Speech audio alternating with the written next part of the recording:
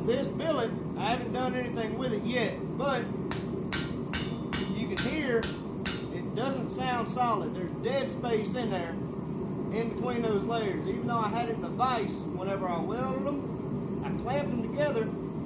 That way I could weld the ends. But there's still going to be some dead space. And you can hear the difference whenever you start hitting on something that's been forge welded. All those layers give it a different ring.